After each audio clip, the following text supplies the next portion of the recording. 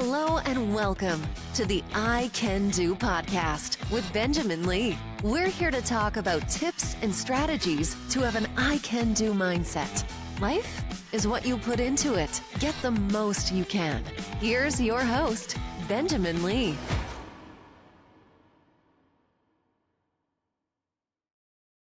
All right, we are back. Thank you so much for listening to the I Can Do podcast. I got another fantastic guest. You might be the first one, Mark. I'm trying to think. Have I had a guest on now multiple times? I think you may be the very first one. So for that, I am grateful for you. Mark Beall is in the house. I think, how long has it been? Like a couple of years since you and Chantel were on the show? Yeah, I think it's been a couple of years at this point. Yeah. And thank you for having me on again. Like, this is an honor to know that I'm the only one that you've had on twice. It's amazing. I'm trying to remember, but I think you are. I think you're the first. And no, you're welcome. Thank you for being willing to be a part of the show again. There's a lot of things that have changed. A lot of things that have changed between the two of us with just life and stuff like that. I think we've seen each other the last couple of years with you guys being in the Texas area. We've been here 7 years now. So I think we've hung out at least 3 times. I remember going to Chick-fil-A that one Wednesday night, and then we all went to Bible class, and then y'all have come over a couple of times. So that's been pretty cool, just seeing the boys grow up. Joshua's almost 14 now, and so life is moving by fast, man. Yeah, it's hard to believe. It makes you wonder where life goes, right? When you're a kid, it feels like life just takes forever. Like you have these targets you want to hit. You want to turn 16 so you can drive a car, like at least for me. Right. Yeah. And so, but it seemed like it just kind of drug along and then now, like you want the time to slow down. I know. You just don't want it to keep going by at this speed. So life's interesting. We'll have to talk a little bit more about that. That may be the perfect transition. Is it possible to slow things down, in particular with AI? So, I asked my guest to send me a short little bio. Mark is courageous in so many different ways. You've accomplished so many different things. Let me just read this here real quickly. Mark is a former IT analyst. That was for 20 years, right? You did that for about 20 years? Yes. Yep. About 20 years for the most part. Yep.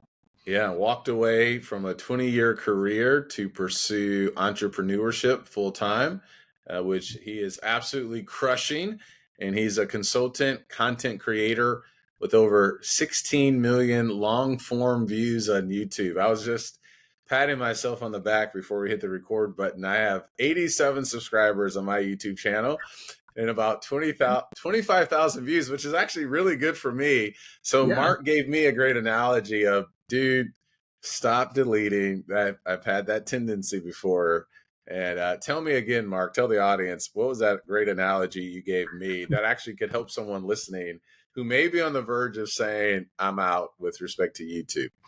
Right. Yeah. So it's kind of one of those things, like you have these expectations in mind. You know what you want to happen. You have your targets.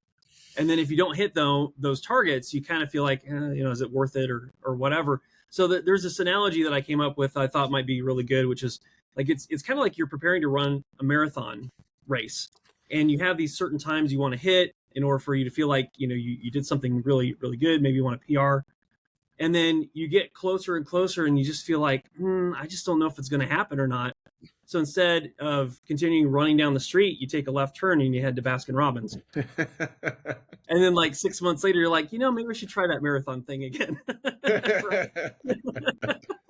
It's like you did 6 months worth of damage to that trajectory. Right. So anyway, maybe that's helpful, but it's a journey. Well, I want you to kind of go on a riff here for a few minutes. How did you end up with long form content with YouTube? So maybe those who did not hear our first conversation, take us through this journey of being this IT analyst, making that decision to say, I'm going down a different path, and how you have ended up where you are right now. Spend a couple of minutes, 2 or 3 minutes, just kind of walking us through that journey. Okay. Yeah, it is interesting, right? Because I had, ever since I was a kid, I knew I wanted to do something with computers, with technology. Like ever since I was like 9 or 10, I knew that was my career path in life. Mm-hmm. And It's something I was really passionate about, something I still really enjoy to this day. But what happened along my life's journey is, I landed a really good job out of high school, became an IT analyst, right? Like that was a really big thing for me. And about 15 years into my career, I started on the management path, the leadership path. And so for the last 5 years or so of my career, I worked my way up from like a team lead all the way up to an associate director at a major university. And I started to get more of an itch for just like solving technical problems. I wanted to actually make more of a difference, more of an impact with people, other than just fixing a broken computer. And so the leadership path was really interesting to me. I really enjoyed that. I really enjoyed teaching and helping people develop their own personal skills, their career path, think through all those things.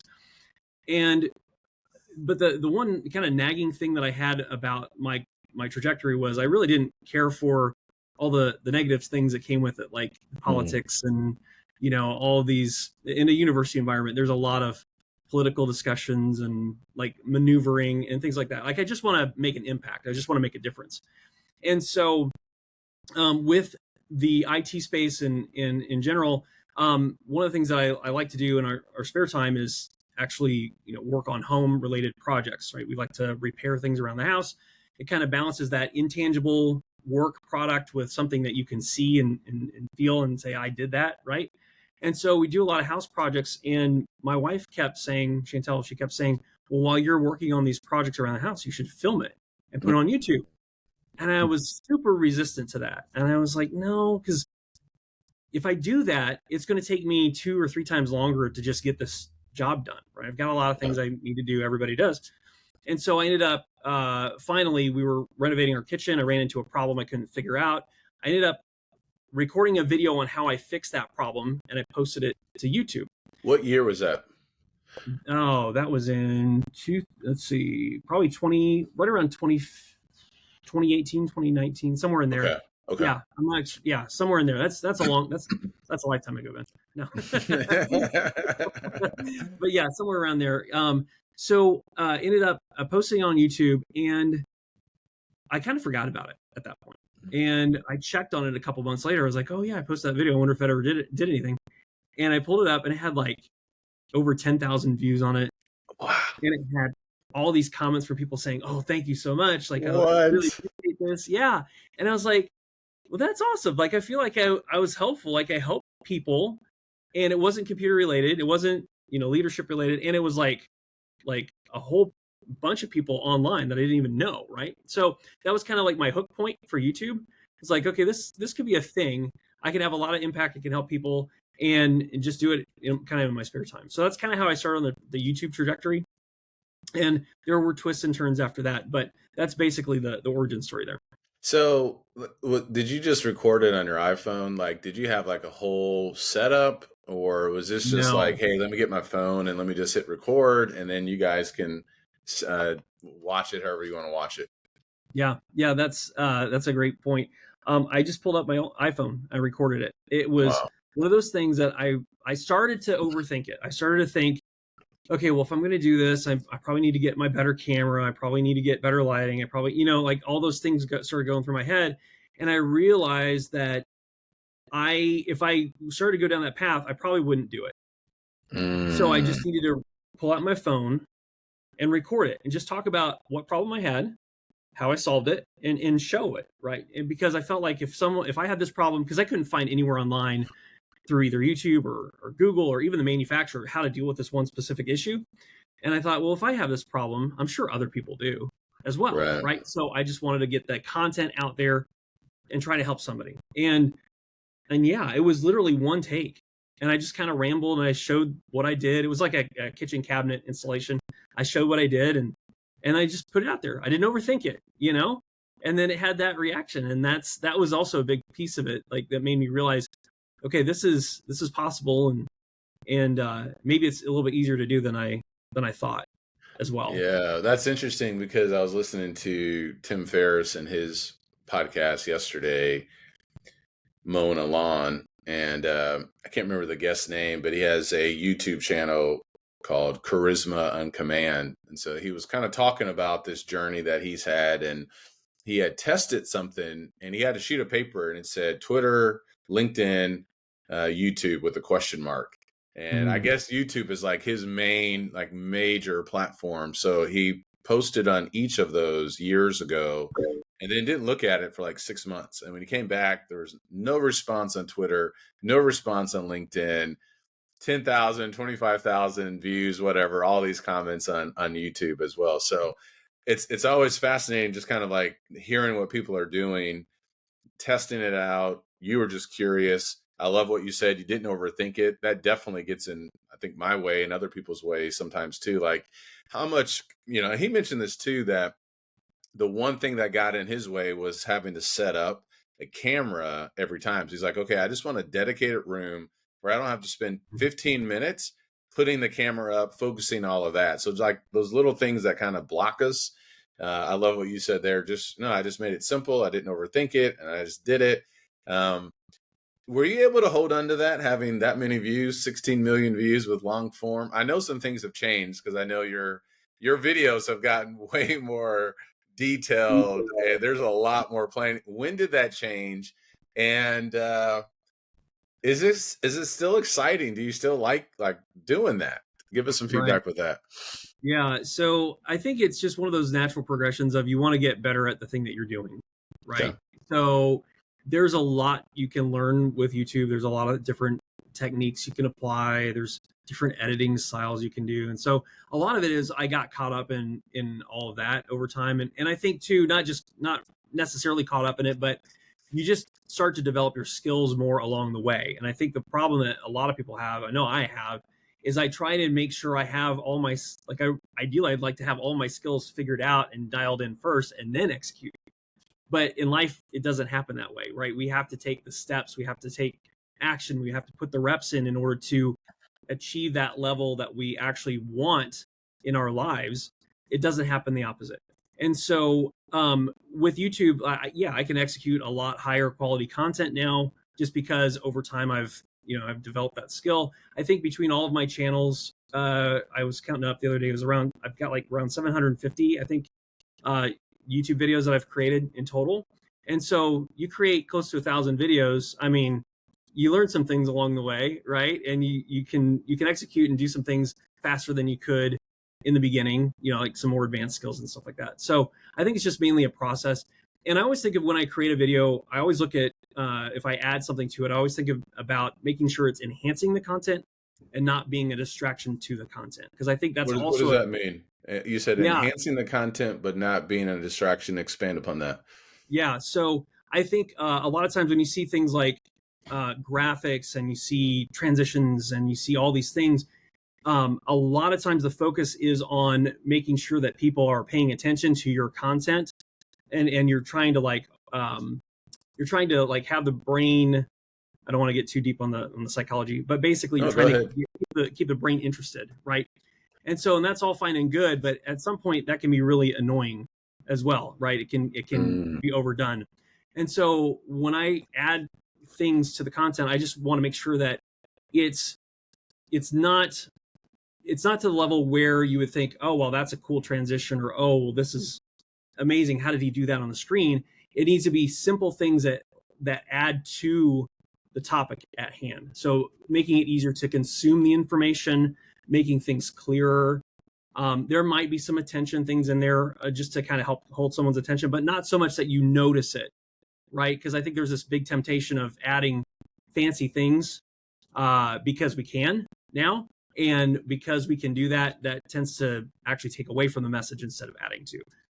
Is that clearer? Yeah, absolutely. Another question that's coming to my mind, is it too late for people who are just now getting started with YouTube? And I think this is going to lead us into the discussion with AI, but have some people just missed the boat? It's 2025. 2015 for you. People have been doing this for a long time. Feedback on that, thoughts on that? Yeah, so I think, sorry, let me close this window. Yeah, go ahead. Messaging me. So I think, I don't think it's too late. I don't think it's too late at all. I think there's a ton of opportunity on YouTube. It's the second largest website in the world. Wow. right? So pretty much everyone is accessing YouTube, and they're going there for different reasons. They're going there to, some people are going there to be entertained. Some people are going there to learn. And some people are just going there to, to make sure, I'm sorry, there's someone trying to get a hold of me. I'm trying to. Oh, it's okay. We'll pause for station identification. It's okay. All right. I thought I had that closed. So No, it's okay. basically, yeah. So there's so much opportunity on YouTube. There's so many ways you can deal with things that and create different types of content that honestly, I feel like everyone's been mainly focused on the entertainment side of YouTube, and I understand why, because there's a huge opportunity there when it comes to like ad revenue and brand deals and things like that. But there's also a big bucket of content that hasn't been created that's related to problems, like problem solving content, solution based content. You've got that bucket that I think is still largely untapped. And I also think that there's an opportunity for podcasting as well, publishing out on YouTube. And those are generally different types of people that go to YouTube for those different types of content styles as well. So I think between that and between all the different things that we can talk about, that exists on Earth in life as humans, there's so many things that we could create and do and publish on YouTube that I don't feel that it's oversaturated at all. Is it? Oh, I'm sorry. Go ahead. I was just going to say there's probably things that are oversaturated. Like sometimes people focus on a specific trend. So give us a few examples of those. What are some things that are oversaturated? So I think one thing that's oversaturated is probably, well, YouTube related would probably be editing. Like if someone's like, oh, view my channel, it's all about editing YouTube videos or editing in general. It's like, okay, there's a lot of people that have that type of channel now, right? So it's like, okay, great. Maybe don't make a YouTube channel on video editing, right? Find something else that's related and high value, right? So I think there are pockets of oversaturation, but in general, it's there's a lot of opportunity. Okay, that's interesting. So there's still potentially hope for me. That's what you're saying? Oh, 100%. Yeah, 100%. Absolutely. Yeah. I asked you a question before we hit the record button. Where is your passion right now? Or what are you passionate about right now? You said you got a lot of irons cooking. And Right. what is one of those that brings you great fear, if I remember correctly? And you said AI. So let's talk a little bit about AI and YouTube. And I think there's a lot to discuss there. I am by no means an expert in AI. So I'm using Chat GPT, which has been really, really fun. It seems like it almost feels like it's a better search engine than Google. I don't know what your thoughts on that. Gemini has been interesting as well. So I'm thinking about how do I repurpose some of my sermons or workbooks and things like that. Riverside is pretty nice too. Like their AI technology is increasing, things like that with Canva. Give us your thoughts with AI, where I know there's typically like extremes of AI is going to outsource or is going to take out so many of these jobs, which I think we're kind of seeing some of that. And we can start there with AI and then we can transition to YouTube. So as an IT analyst, computer expert, YouTuber, where are you landing now with AI? So where I'm landing right now is I think there's a massive opportunity to adopt AI into business and into life, right? I think it's a revolutionary invention. It feels like it's almost like an overnight thing, like it just kind of popped up overnight. But in reality, there have been people working on this for years at this point, and it's just now to the point to where it's like really, really useful. And so I think that's where the big explosion is coming from. But I feel like the way I think of AI is it's kind of like, I was born in the 80s. So I kind of saw this whole transition in a lot of different ways from a society. But one of the things that I remember getting as a kid was our first microwave, right? We didn't have a microwave at one point. And at one point we did, right? And that was kind of a pivotal moment, because once you got the microwave, you're like, oh, well, this makes preparing food much faster. You can boil water in it. You can do all these things, and it just accelerates time, really, is what a microwave does, as opposed to heating stuff up on a stove. I see AI in the same way, is this microwave, so to speak, that once you start using it and adopting it, you're not going to be able to see life without it, because you're going to be really reliant on it, And the reliance can be good and it can be bad, but I feel like it's kind of a microwave moment for society, that it's going to really revolutionize how we interact, how we communicate, how we execute on things, especially. And so earlier you asked me, like, what are you excited about and what are you, kind of fearful of? And I said, well, it's the same thing. It's AI, because there's a couple different directions we can go with it. But right now I'm really excited about it because there's a lot of things that you can do with AI that you couldn't before, or at least make the process of executing on things a lot faster than you could before AI was in the picture. So right now I'm really excited about it. We could talk about the other things after that.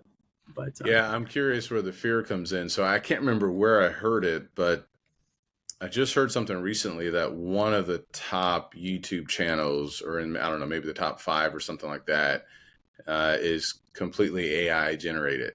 Did you hear something like that? Are you familiar with that? I haven't heard that one specifically, but I just came across something else that was AI generated selling duo out of China that they made $7 million in sales in 6 hours, a 6-hour live stream. It was just 2 AI avatars talking and Are you serious? What were they selling? So this was a program that they had for years. So it's basically 2 gentlemen talking back and forth about different products that they were pitching. And they have this live stream where people would ask questions about the products, through text, and then they would answer live on air. And so it's just a lot of different consumer-focused products, basically. And so what they did was they took 5 years worth of their live stream video. They fed it to an AI platform that's out of China, which I'm not very familiar with. And it consumed 5 years worth of content, and it analyzed like something like over 10,000 different mannerisms, right? That these people did. It understood their joking style, how they talk to each other. It put all this stuff together, and then they fed it a database of over 10,000 products. And then they just said, go. Wow. And then it live streamed and it interacted with people like it was them. No one knew it wasn't them. No one knew it wasn't them? No one knew, because they had the AI had such a repository of different emotions and being able to banter with each other and all these things. It just seemed real because it could pull from these. So it really wasn't detectable. Anyway, so they made over 6 hours, they made $7.2 million in sales. And I believe I heard that the Chinese government said that they are going to, or they maybe have enacted some additional rules around AI generated content. That's unbelievable. Because, you can't distinguish between reality and fake. I mean, that's kind of an issue. So yeah. So that does touch a little bit on like that's a very good example for what's kind of really exciting, but also really scary at the same time. Yeah, that's what I was going to ask you. I think for people like you and I, we're kind of in a dangerous situation here, because if you have 750 videos out there, people could just pull all of your mannerisms, your voice, everything. And the same for me, being a preacher. I got hundreds of sermons, over 300 podcasts. And so is that your number one danger? Talk to us about, what are you most scared of? What are you seeing 3-5 years down the road that we really need to start paying more attention to, whether it's YouTube connected or just in general with AI? Yeah, I think in general with AI, there's a couple things. I think one, it's going to be really hard to distinguish between what's real and what's engineered. And we're already seeing that today.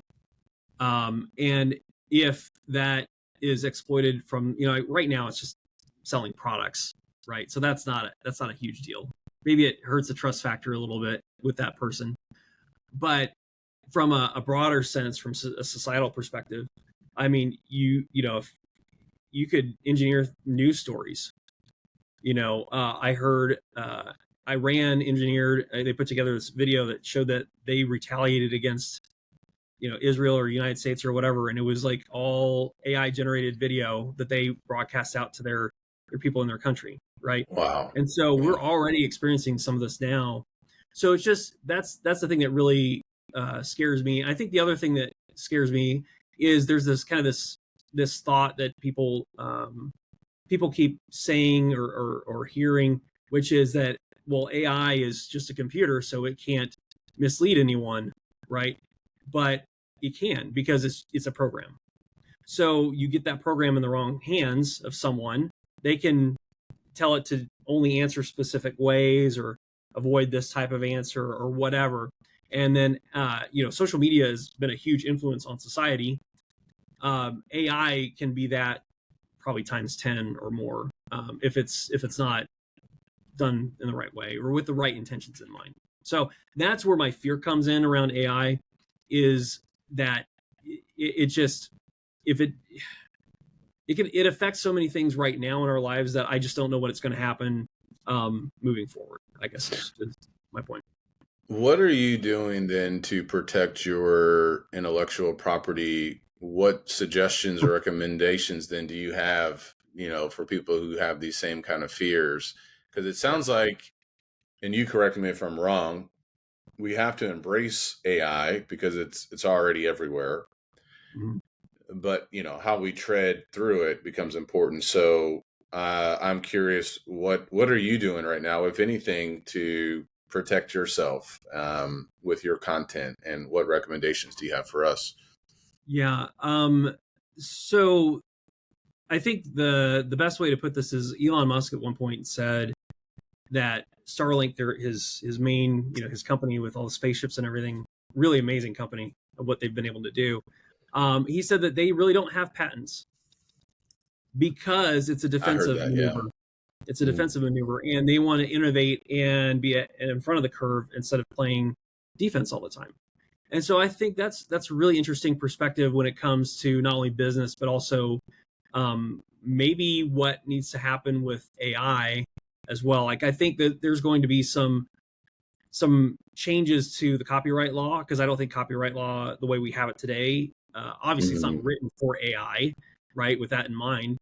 And I just don't know that the copyright laws, the way they're created to benefit the creator, it really, it from a societal standpoint, it's like, is that really the best position? Like, if someone creates something, should that be protected, or is it better that everything goes into the AI and there's no restrictions around that, or at least look differently than it does today?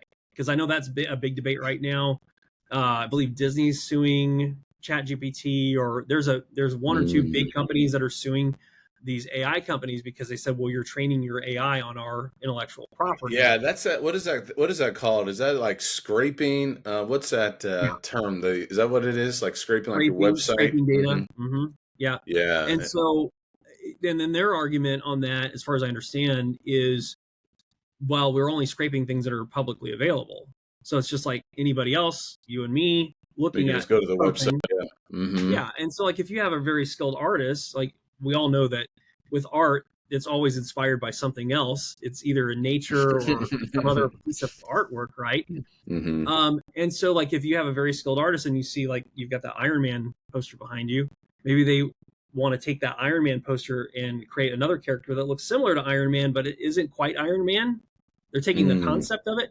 The concept isn't copyrightable, right? The core idea is not copyrightable. I learned that when I wrote my book, that when I went and sent the book off to the copyright office, the whole book, the finished work, is copyrightable. So I sent them a whole book. But the ideas that I have in my book, that are, a lot of them are unique, or maybe not unique is not the right term, but they're building on other things that other people have done before me. And so I've just taken their ideas and I've built on them to make them a little bit more clear or enhanced. And those ideas, just like their ideas, aren't copyrightable. So I think the other thing that we may not completely understand, just because we don't deal with it all the time, is what exactly does copyright protect? Right. And how is that applied? So I think there's going to be copyright law changes. I think there's just going to be a lot of things that are going to change in the next 5 years. And there's things that I can kind of see that I believe are going to happen. And then there's probably a lot of things that I don't see, and maybe no one else does either. But I just know it's kind of exciting because of what we can do now. I can do things so much faster with ChatGPT, and I like to use Claude. Claude is my favorite I have not program. used that. Okay. Yeah, and it's really good about logical information, like outlining. It's really good about, you can create your own programs with it. Wow. Yeah, I mean, So this whole idea about like go to college and learn how to become a programmer, it's like that's Is kind that of going to not. make that obsolete, like computer programmers? Yeah, I mean, so I think in general you need to understand how the programming works, but maybe not be so skilled that you understand exactly everything and how it lays out, and because the AI will be able to take care of that for you now. So like Wow. I created a AI plugin for Google Chrome. You Uh, did? yes, with the help of Claude, and I What's it published it. called? It's called the AI YouTube comment generator. Okay. And basically, what happens is with this, you can or YouTube comment AI assistant. That was my final name. YouTube comment AI assistant.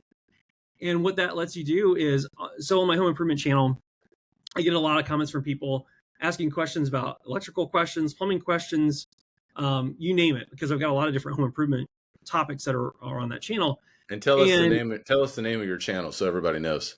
okay, so the main channel that I've had the over 60 million views on is Top Homeowner, and so it's a home improvement channel, right? It's that same niche that I found when I help people with that cabinet creation. So I just kind of stuck with that there. But I get a lot of questions coming to me, and I deal with a lot of different things, and so to get my mind focused on helping answer home improvement related questions, especially a broad range of them, it takes a lot of mental power to kind of switch modes, and combining that with like figuring out exactly how to word things and all that. Like I just needed something that would just help that process along. So I Wow. created a plugin that works with ChatGPT. It Wow. takes the comment, it takes the video, and it sends it to ChatGPT, and ChatGPT drafts a response. Wow, that is amazing, dude. How long did Yeah, it take you to make that plugin? 3 days Wow. in my spare time. In your spare time. Spare And time. how much time is that saving you? And just kind of thinking about like the cumulative effect.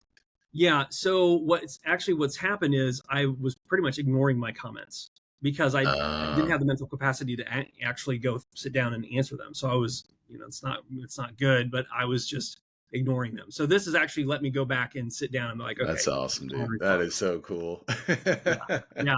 And so So, like with this, you kind of need to know what you're doing, right? You need to have a general idea, a concept of what you want to create, how it works, what steps are involved, and then what you do from that is you can feed that to Claude, or there are other tools as well. I like Claude, and it'll help you figure out the structure. It'll help you figure out like how it works, and then it'll write the code for you, and then you can go and test it.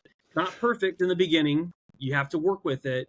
So you do like there is a level of information there and knowledge that you have to have, but at the same time, for me to be able to create a plugin on my own, I kind of know programming. I don't know it that well, and especially don't know it in that specific setting of a Google Chrome plugin, but Claude does. So okay, so this is fascinating. So, one way you're using AI with YouTube is making your life easier now that you created this plugin to help answer comments, which will help eliminate extra time for you with also providing support for your community and everybody mhm. who's listening as well. Second thought is, are you looking to sell this? Was this just some kind of hobby? Are you looking to teach this? Um, or was that just for you? No, I'm just kind of tired of missing out on all these comments. I'm just going to solve this problem because I'm seeing this thread pull up for you, right? With the YouTube channel. Well, I can't find this solution. So you solved one problem there. Now you have the plugin. Walk us through that. Are you just trying to keep it for yourself or um, what else? Yeah, it's actually, so you're right. It did solve my problem. That is very true. But it also, it solves a problem for other YouTubers that have that many comments coming towards them that they have to answer. So they either have to do like I did, which was take time out of their schedule in order to answer the questions. And you still have to take time to do it, but just not as much. Or hire someone. Like that's the other alternative. Like they could hire someone on their staff Okay. to help answer the questions as well. So it solves that problem. The thing is that this extension that I created, like I saw the benefit in having it not just for myself but for other people as well. Just like the cabinet example for my Top Homeowner channel. Like I saw there was a problem with me installing this cabinet. I figured out how to solve it, and then I created a video and I put it out online for other people to help other people as well. So I've essentially done the same thing with this YouTube comment AI comment generator. Is I created it for myself. I got it working really well, and I published it. It's out in the Chrome extension store. You can download it right now, and I made it free. It's 100% free. Gotcha. You can just go download it and use Gotcha. it. Now, I have some other ideas of some things that it could do, right? And maybe I'll charge for that, right? Some more advanced features. But I don't want to just completely gatekeep and say, well, I've got this thing, I only want to charge for it. You know, I want to be able to make it useful for other people and to help other people. Like that's really one of my core drives, is to solve problems and help people. I'm really motivated by that. So Mm-hmm. yeah. What else, and what other ways are you using AI for YouTube?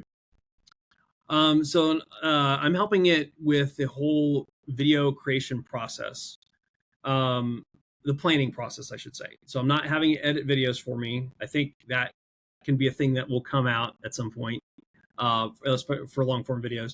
But I'm having it help me do the ideation piece, right? Like, okay, what kind of content would my audience like to see? What kind of content already exists on YouTube? And where are the gaps? What gaps can I fill? What are good titles for the video? Because there's all these different elements that go into creating a YouTube video that are what I call friction points. And these friction points prevent you from taking action, or they, at the very least, they slow you down. Yep. So the way I see AI right now, and the way I feel like is the best use for AI, is to help eliminate or significantly reduce the friction points. So that way it gives you more momentum and you can execute faster. And so everything from, like title ideas to thumbnail concepts, right? So I've got an AI that's trained on the right, eye-catching thumbnail styles. And I can say, here's my video topic. What type of a thumbnail should I create for this video that's appealing? Is this like another plugin you've created? Well, no, this is a prompt that I've created. So so I can tell it, I give it a prompt or a GPT. It's a custom prompt. And then I say, this is my video topic. What kind of thumbnail should I create for it? And it'll give me some different ideas. So it really helps what I call not having the blank page syndrome, right? It gives you a jumping off point, something to kind of get your brain flowing and thinking through this process. Is very, very helpful for that. Not just YouTube, but anything else when you're creating, writing a book, outlining a sermon, whatever. It's a really great use of AI is to help you at least get something to build off of. Two questions with that. One, this custom prompt, and you can say no if you want. Is this something that is just for you? Or when you say custom prompt, you just say, hey, create a catchy thumbnail for that? Or is this like, when you say custom prompt, are you saying this is something that is like a special sauce of like the word formula? Yeah, it is a special sauce because it's how much is this special sauce, Mark? right. We can talk about that now. But no, I actually, and not just like the thumbnails I have for all the different pieces of the video creation. So it could be the description, it's like the tags, it's like all the different things. Like I've got a tool for that. And basically the tool is trained on, it's trained on human psychology, human behavior. And so like I've studied a lot in copywriting and understanding these things. So I'll direct it and I'll say, okay, in the prompt, it's like, okay, well, pull out, give me one example that's a contrarian view. Give me one example that's contrast. Give me one, so like there's these different elements within the prompt that because of all the things, the way my life is gone and the journey I've been on, I'm able to understand what that is and be able to actually put that in a prompt and have it produce a higher quality output. And so what I have right now is like, those are mainly for me. I'm looking at trying to get those out in a broader way. Probably not for free. Like there's certain things I will do for free, like the comment tool. But one thing I do with my prompts is I'll give them to my YouTube students. So if I'm coaching someone, these are tools that they'll get so that way they can help execute and create their videos faster. And with YouTube coaching, it's one of those things, like I don't just take on anyone that wants to do YouTube. There's a specific type of person that I look for when it comes to YouTube. and that I want to coach. And it's really someone that's not interested in being the next Mr. Beast, right? It's not like leveraging YouTube for fame. The thing that the type of person I really like to help are the people that want to leverage YouTube to help grow their business, right? And they don't know how. And all the advice that they have out there that they're running into is more of the entertainment style YouTube, right? And in order to make entertainment style YouTube work for you and your business, you have to be really good at entertaining. You have to be good at storytelling. You have to be good at all these different elements in order to make that style of video work. Whereas a business owner, typically they're just looking for more exposure and they want to help more people solve their problems and sell their services, right? So it's two very different types of people. You can mesh them, but there's no reason to have to become a creator and learn that side of YouTube and execute on that well. Because honestly, if you do that, technically you kind of built a second business on YouTube. You just became a content creator and an influencer, right? So then you've got your main business, and now you've got a creator business, and it's like, okay, well, which, those two things are kind of at odds. So yeah, this is really interesting. So to the audience who is listening, I tried to pull that special sauce out of Mark, and he said no. Very smooth, Mark, by the way. I love that. So you'll have to sign up for his YouTube coaching classes, and we can make sure that everybody knows about that as well. Let me play. You said this idea of being, some contrary ideas. I was at a preacher training workshop in Brooklyn in March. So these are men who work bivocationally. So they're not preaching, quote unquote, full time. One of the things that I said, and I was very adamant, I said, don't use AI as you go through writing a sermon process. This was back in March. And here's why I said it. You have to be willing to go through that creative process of struggling with, how do I shape this? How do I mold this? How do I create this, not synergy, but organization of my thoughts and my points? And you have to, it's like writing a book sometimes where, and you've written a book, so maybe you understand this idea of, have you ever written something and you're like, that's not it? And then you just kind of write it over again. And then you kind of almost get a feeling. You're like, that's it right there. Yes, there's that essence. So I'm going to push back and let me play devil's advocate, and you help me out and help the audience out. I'm saying there are times where, no, don't try it at all. Full disclosure. I did it recently once. I was trying to figure something out. I put it in ChatGPT and I was like, oh, wow, this is nuts. But even with that, there's danger with that, especially I think with the Bible, because just because it spits something out, it's pulling from a lot of different places and sources. So ChatGPT always sounds great. So give me, how do you answer the person who may be like me right now saying, well, no, if you go down this path of just putting everything in ChatGPT, you're actually stripping away your creative power, that you're going to become dependent upon ChatGPT. And I listened to Cal Newport in his podcast, Deep Dive, I think, or Deep Work with Cal Newport. And there was some new study that came out. They looked at this over 3 or 4 months, and people who just constantly went to it, they have a harder time now, completing some certain tasks. So give me some feedback with that. I'm pushing back a little bit, playing devil's advocate. How do you answer to that?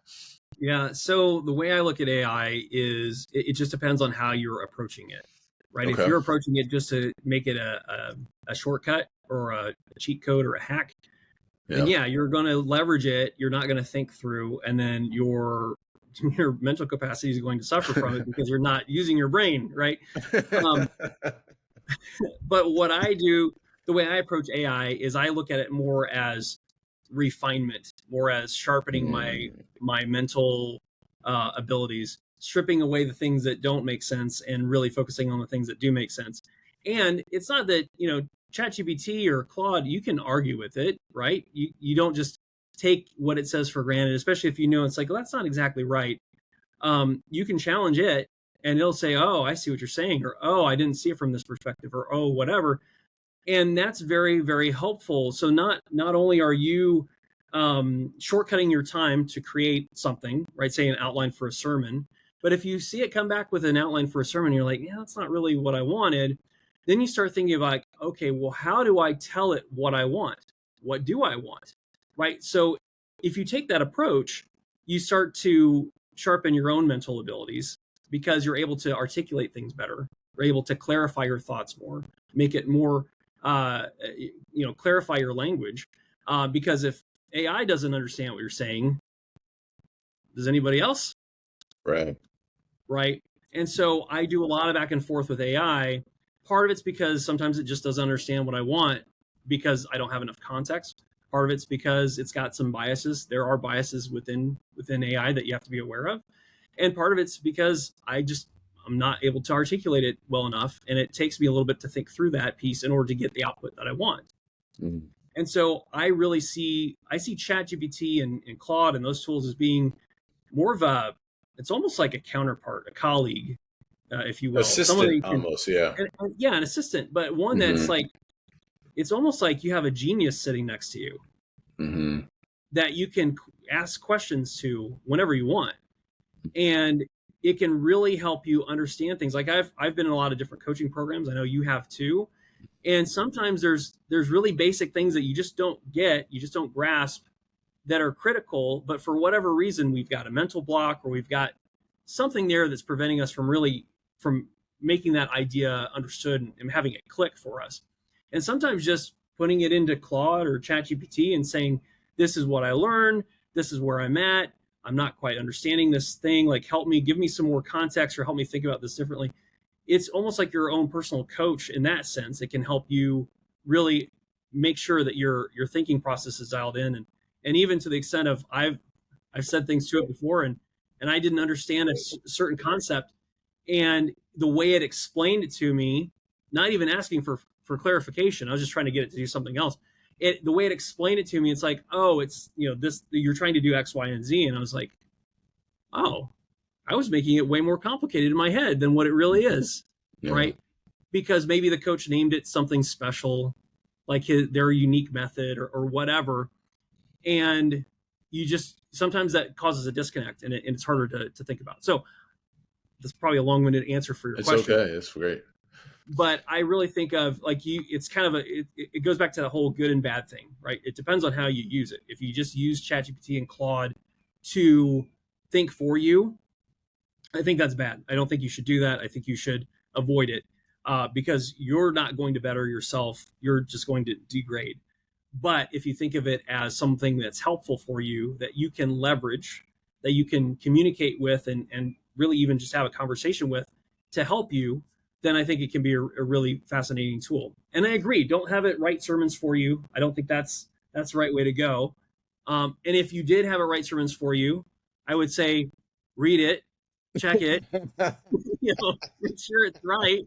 Don't just say, oh, I got a sermon in 10 minutes, go. So there's some balance there that we have to keep in mind. And I also think that at the very least, it kind of goes back to any creative work that you make.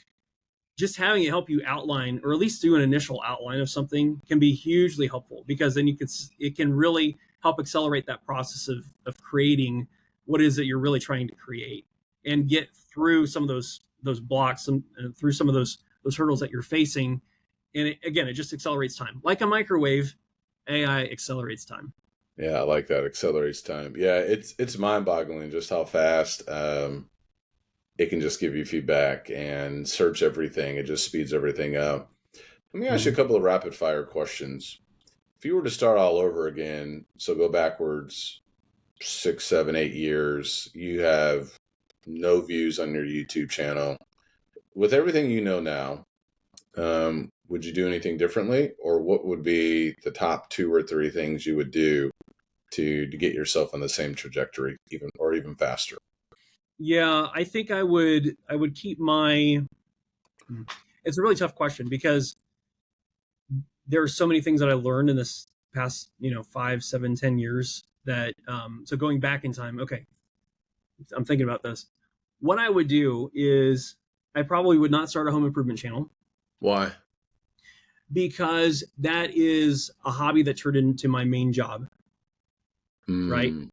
And so I enjoy it to a certain extent, but at the same time, there's always this pull that I have with home improvement, which is, yes, I can help people, but am I really helping people the way I am supposed to be helping people?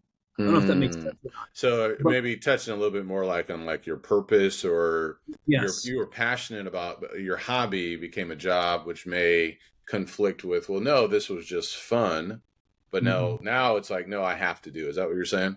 Yeah, exactly. Okay, Yeah. And it's like, is that really my life's purpose, is to create home improvement gotcha. videos? And it's Okay. not. I know it's not. And Yeah, so I learned a ton in the process, and I still have it, and it's an asset for me, which is amazing. But if I yeah. had to start it over again, I wouldn't go that route. I would lean more Mm. into my existing skills.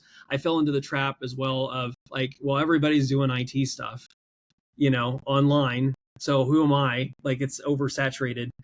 But Mm. knowing now what I know, I would lean more into my core skills and then develop other skills that I was weak in through that strength versus maybe something that I was just interested in that wasn't super strong with, and then creating the other skills, the skill development along the way, if that makes sense. It does. It's That's excellent. Go ahead. Yeah. Yeah, it's almost like I take, and I find myself doing this, which is bad. At least I recognize it, but I find myself trying to take the hardest path a lot of times in Mm. life.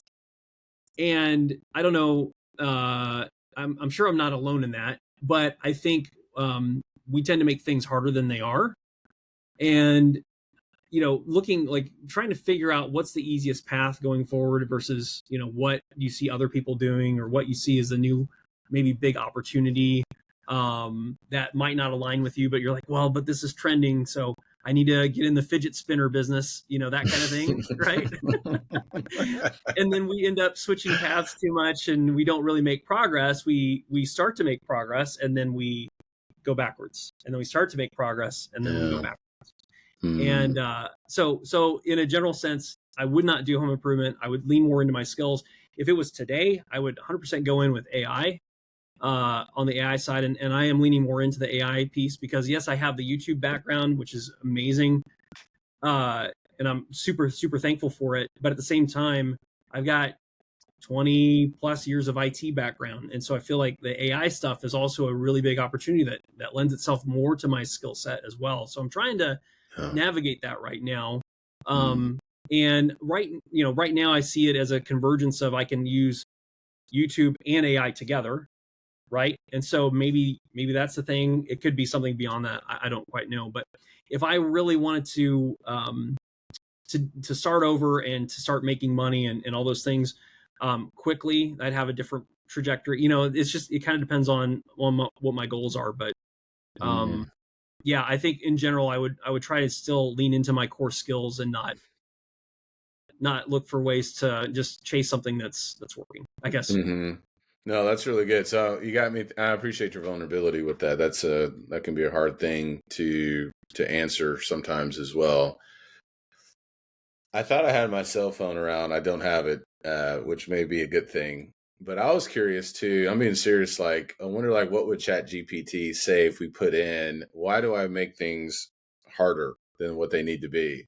So I've Mm, done that before. Like, I just bought recently the domain icandopodcast.com because I'm using now Podpage as like this server or platform for my podcast. And I've had benjaminlee.blog for a long time, but I'm not really doing blogging anymore. So I just wanted a site dedicated to the podcast. It looks phenomenal. I pay them monthly. It looks amazing. I could never do that. And so I was like, well, should I have I Can Do Podcast with Ben or with Benjamin Lee, or just I Can Do Podcast? Put it in Chat GPT. They said, no, you need to do I Can Do Podcast because you're connecting yourself to your name is not going to serve you well. This is mm, shorter. This is more concise. And it tells like this story, more than if you attached it. Now, I did say, buy those domains. And so if anybody does type that in, so that's what I did. I bought those other domains as well. So it's just really cool, with what it can do for you. Um, mm. will you give me some feedback? I have an idea, and you can be brutally honest. However, let me take that back. We should always be honest. So however honest you want to be, brutally or kindly, whatever, you can just say, dude, Sugarcoat. no. You can just say, dude, no. Or you can say, yeah, that's okay. Yeah. So with YouTube, here's an idea that I had. Because you talked about leaning on, going towards your strengths. Oh, that was the other thing. There is a book called The 10% Entrepreneur. And when I was listening to you talk, one of the exercises that he has in the book is to write out a bibliography of like your life, I think, of just like all these things you've done, which is way more extensive than a resume. So it actually shows you like these threads and things like that. And so I started doing that. And it's pretty interesting too, because you talked about, well, I should have leaned into my strengths more. So you actually get to see them. So it's like a 3, 4, or 5 page document. Then you can kind of play around with it some more. So here's my idea. I think there's a software called Happy Scribe or something like that you can like make videos. I think, is that right? Well, Happy Scribe is a transcription service. I have that. Yes. So okay, then I'm thinking of something else. Okay. Or maybe I'm thinking of, I can't remember the name of it. Is it a video creation? Yeah, it's like a video creation type thing. So like you could do like a voiceover and you make the video content and then you like use your voice. So that was my idea. So I believe I have a good voice. And okay, maybe I don't need to be in the camera. That seems to be one of those sticking points for me, setting up the camera, recording. But I was thinking, well, I love books. I know how to speak. Maybe if I use one of these softwares where they just automatically add that video content, then I could just do the voiceover and then use that as YouTube type content. As a coach, give me some feedback with that. What's your goal?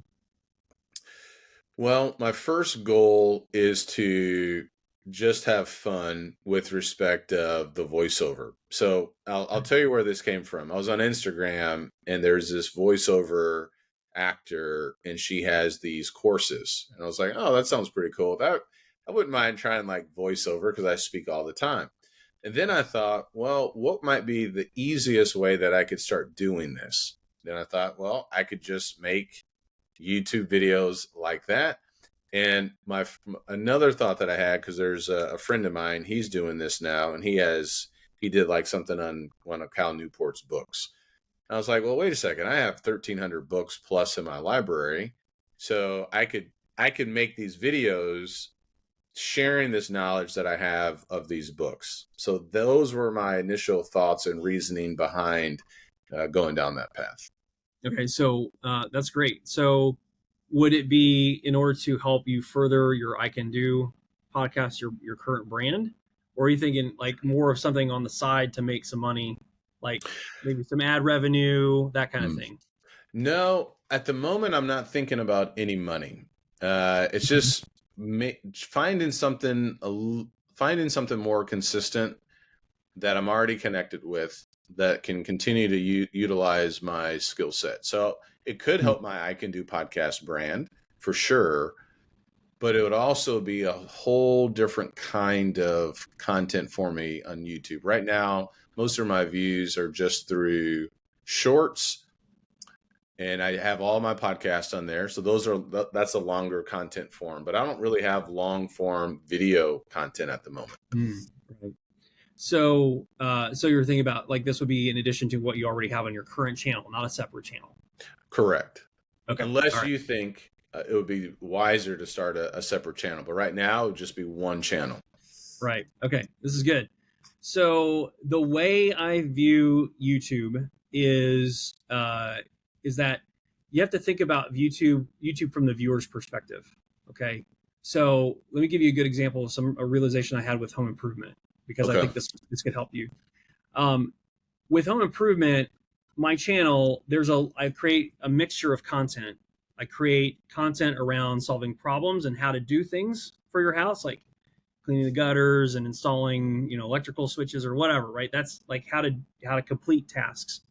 I also have content on my channel where I do product reviews because they're products for the home, right? So in my mind, it's the same person, right? A homeowner that wants to make their home better.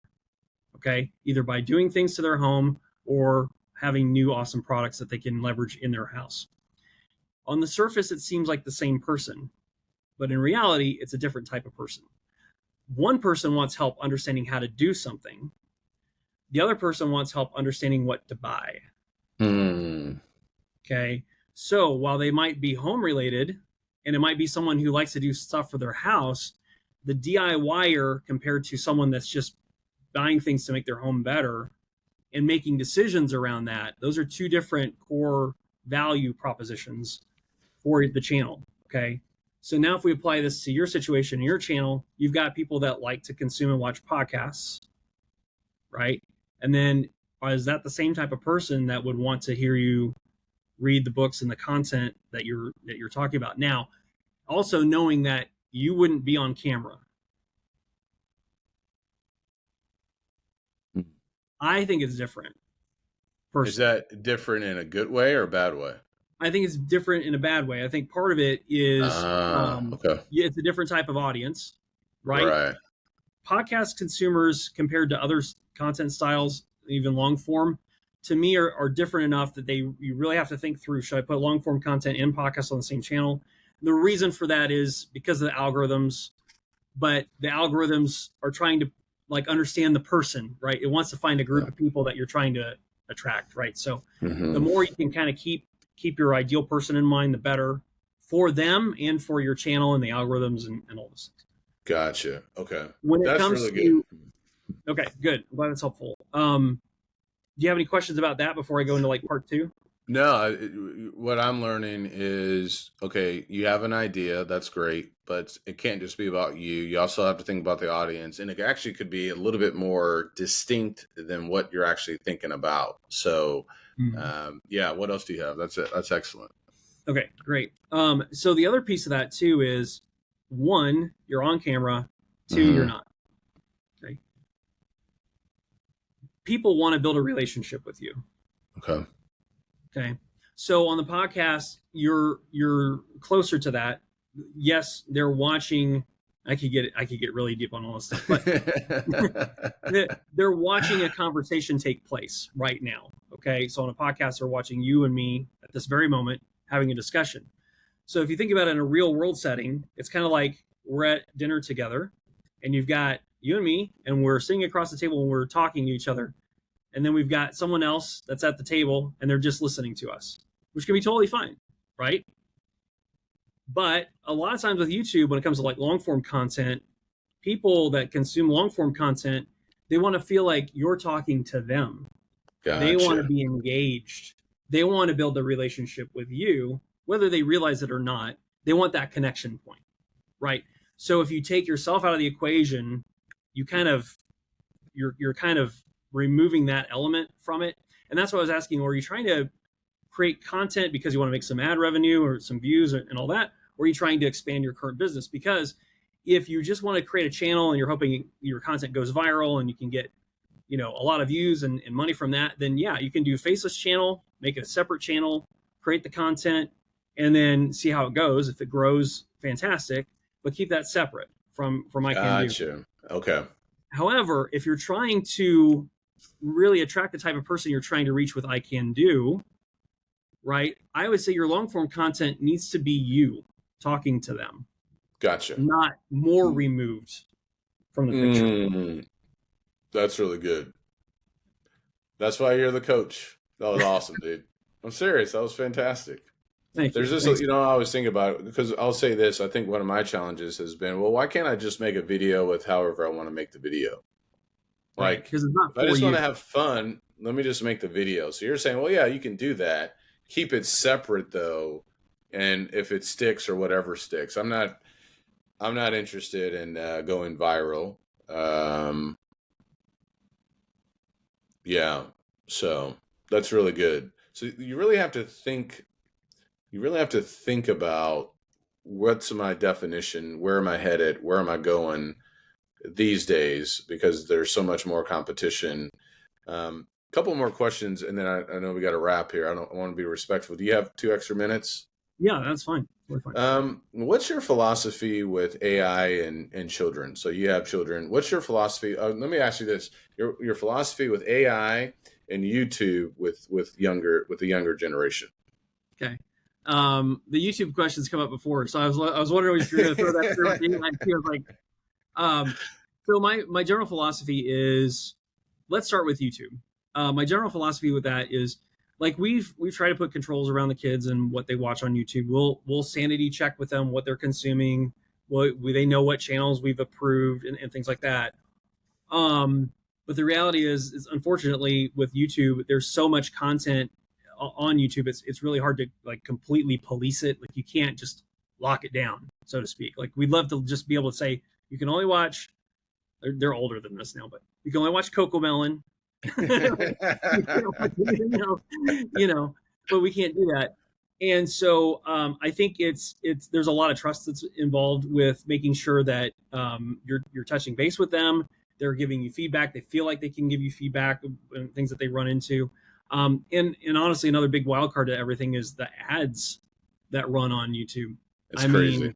There are ads that I've seen pop up, and I was like, I can't believe they allowed this to be an ad. Let alone on more of a family-oriented video.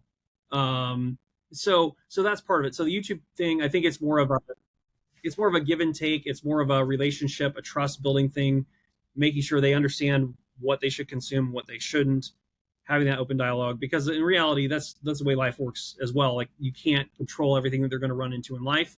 So it's better to have them be in an environment where at least it's more controlled and we can talk about things versus being completely isolated, and then they get out into the real world and they get bombarded with everything they've been, protected from, and then not know how to navigate it.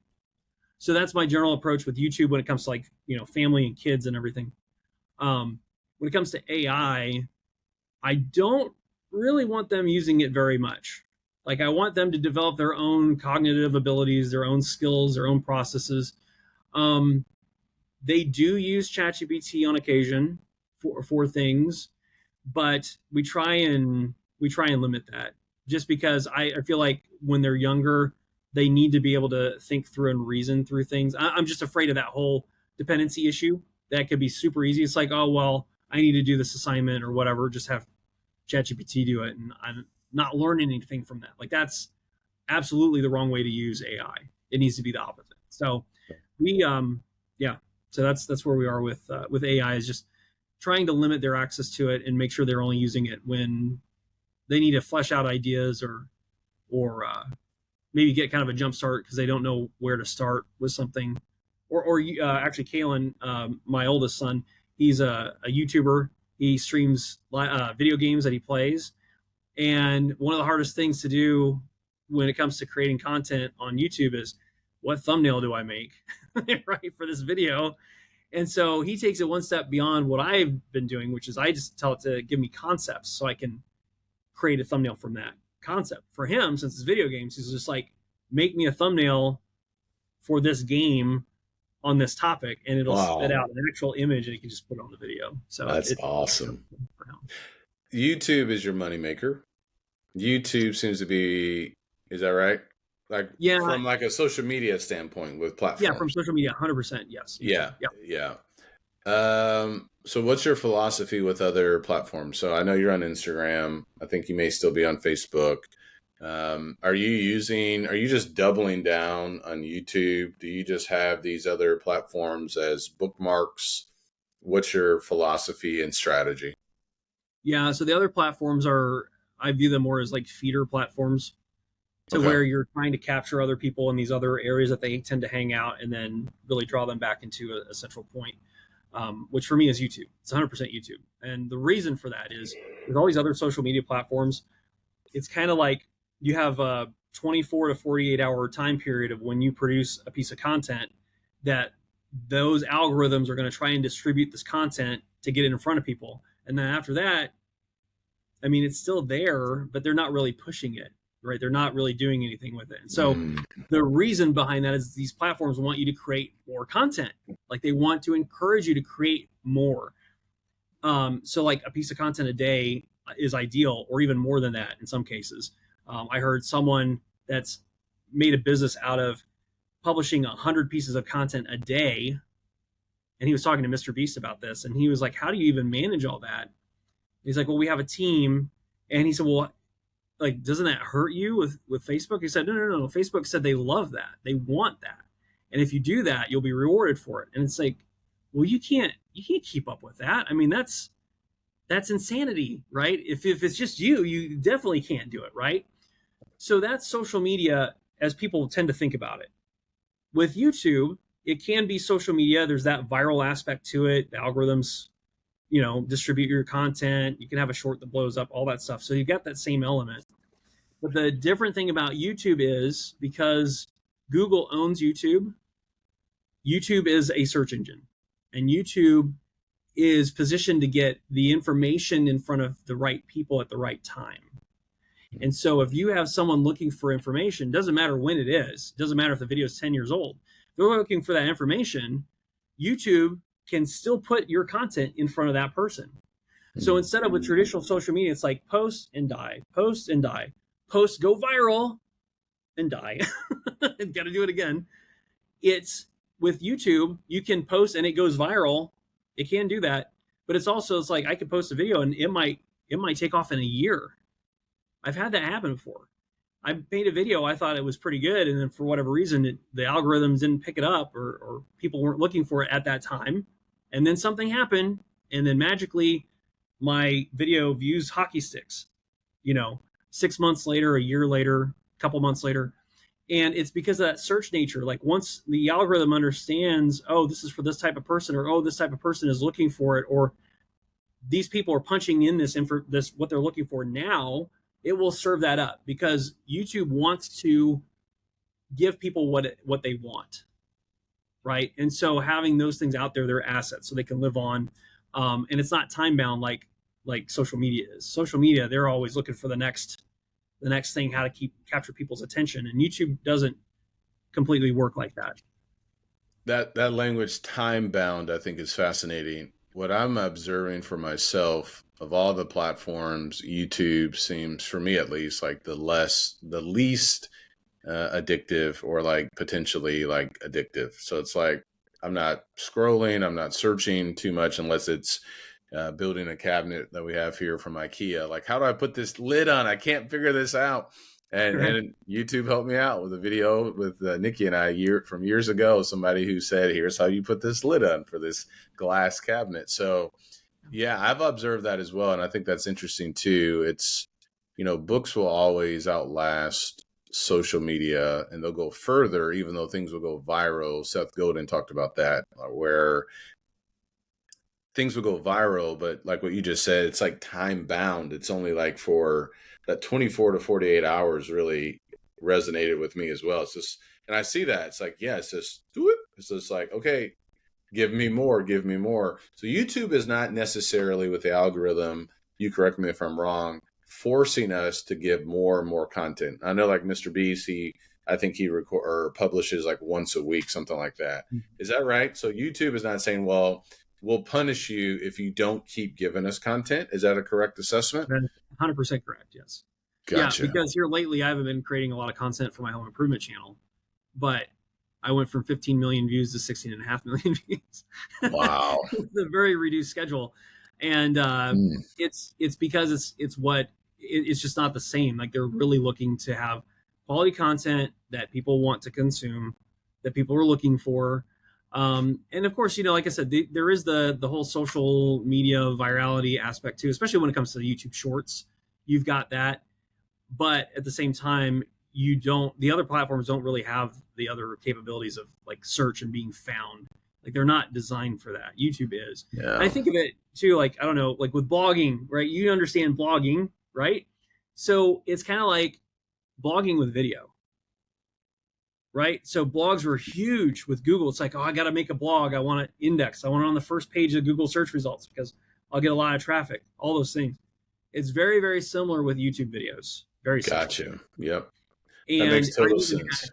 And I've even had a video, one of my videos on my little home improvement channel, be at the top of search results on Google's first page right next to an HGTV article. That is awesome. I was like, oh, I gotta take a screenshot of that. Yeah, So that's so fascinating. yeah, so you're building assets. You're really, when you're creating a YouTube video, you're building an asset, and then you don't have to hyper focus on, well, why didn't it perform well, or why didn't it blow up? Like I thought it was good. It's like, it probably is good. You know, it probably is, and the right person just hasn't found it yet. Or maybe Sure. it'll blow up in a year, or maybe that one video is just designed to help one or two people, and then that's fantastic because they were See, able to consume it. It's see changing your that mindset around that. Yeah, that gives me more clarity and that helps me with not to delete. So just Okay. that perspective, and I'm sure you've said this to me before, but I'm observing it now personally. It's just like, oh yeah, this is interesting. So 87 subscribers for me, that's an all-time record. So Mhm. that's like, oh yeah, this is amazing. So 25,000, like when I deleted when I was talking to you, I think I had 40 something or maybe 69 people. Um, and so it's like, oh, okay, so this is interesting, just seeing what's resonating. So I thought about this more. I do have long form content from the podcast episode. So all the interview videos that I have, those are on there as well. So, um, where can people find your book? Tell us about your book, and where can people find your coaching? And if they're the right person that you want to coach. Yeah. So my book is available on Amazon right now. It's called Online Business Decoded. And I wrote it because there's a lot of sticking points when it comes to building an online business, and a lot of friction areas where people can get stuck and then either not be able to move forward very quickly, or they tend to abandon ship because they don't know what to do. And so I go through a lot of different elements of it. It's meant to build on itself. So you start in chapter one, and by the time you're at the end, you're actually in execution mode. It's like you're kind of understanding the foundation in the beginning of what you should be doing, and then it leads you through actually executing on your business. But also wrote it to where it's more. It could be a reference as well. Like there's a lot of principles that I included in it. There's a lot of um, uh, human psychology that's baked into it. And I didn't want to write a tactical book. I didn't want to write a book that was going to be outdated in 6 months or a year. I wanted something that people can use to leverage and apply to their business, going forward, no matter what the trends are. So that's it. Actually, I've got it right here by Yeah, chance. hold it up. Hold it up. Look at that. That's awesome. So that's Congratulations, it. man. Thank you. It's nice to have something tangible, right? For the IT stuff, like I said, Yeah. intangible work. Nice to see this in a printed Where form. where can we buy it? Can you get that on Amazon or your website or what? Yeah, it's exclusively on Amazon right now. Okay. You can get it in paperback format or on Kindle Okay. through Amazon. And Okay. right now, I don't know if this is going to be going on forever, but right now, if you've got Kindle Unlimited, you can actually get it for free. Mm, So if you're interested, it's a little bit of an incentive there to go pick it up while you can. yeah. Awesome. Um, What else you got going? Tell us about the coaching program too. Yeah, and so for the coaching program, if you go to thinkandconvert.com, that website has a YouTube launch kit that's available on it. You can download that. That's also absolutely free. It takes you through some more of the foundational knowledge that you need to create a YouTube channel that's built around helping people and helping identify their problems and creating content that lives on forever versus chasing viral trends. So if you look for the I love YouTube that. launch kit there, that can help you get started there. And it's got different resources, different, not only just information, but different videos that you can watch that kind of helps fill in some of the blanks and kind of digs in deeper as to what that process looks like. That's awesome. Mark, you have done so many wonderful things, and our relationship is more than just being on the podcast or talking about AI and YouTube, but brothers in Christ. Love you and your family very much. Um, I've asked people before to give me a word of wisdom. It could be from any subject. It can be on anything. So I'll ask you to do that before we stop. But share with us a word of wisdom, anything that may be on your mind. So I think something that I'm thinking about, just because it relates to both YouTube and AI, is we tend to encounter a lot of trends. We tend to encounter a lot of shiny objects, things that take our distraction, pull them away. And a lot of those things are short-lived, Mm, right? A lot of those things will change again. And I've learned that in life, if you just look at life as as being everything is temporary, no matter what situation you're in. I think that can help you maximize your current situation versus always chasing that next thing and never really being content with where you are. So life is always temporary. Your situation is always temporary, whether good or bad. And I think just making sure you're maximizing living in the moment, and not being complacent, like you're still trying to move in a direction, but being content with where you are. Amen. Thank you, Mark. Thank you, Benjamin. This has been fantastic. Thanks for having me on again. All right. We'll talk to you. Take care. You too.